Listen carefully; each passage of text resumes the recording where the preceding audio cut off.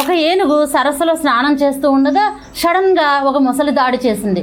దానికి ఆ ఏనుగేం భయపడలేదు, ఎందుకంటే గజరాజు కదా. తన తొండంతో ఆ మొసలిని తీసి అటు ఇటు విసిరి కొడుతూ ఉంది.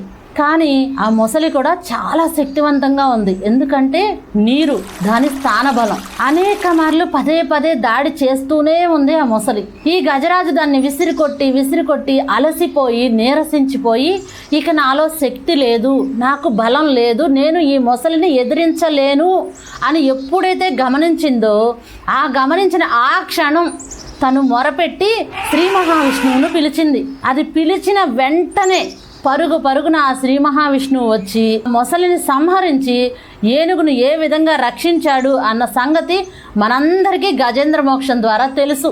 అదేవిధంగా మనం కూడా మన సమస్యల్లో, కష్టాల్లో, బాధల్లో ఉన్నప్పుడు నీ శక్తి ఉన్నంత వరకు నువ్వు పోరాడుతూ ఉండి, నీలో శక్తి లేదు, నేను పోరాడలేను, నా వల్ల కాదు, నా బలం సరిపోదు అని నువ్వు ఎప్పుడైతే గ్రహిస్తావో ఆ క్షణం ఆ శ్రీ మహావిష్ణువునో పరమేశ్వరుణ్ణో నువ్వు ఆర్తితో పిలిస్తే పరుగును వచ్చి నీ కష్టాన్ని కూడా అదే విధంగా తీసేసేటటువంటి శక్తి కలిగిన వాడే ఆ మహేశ్వరుడు, పరమేశ్వరుడు.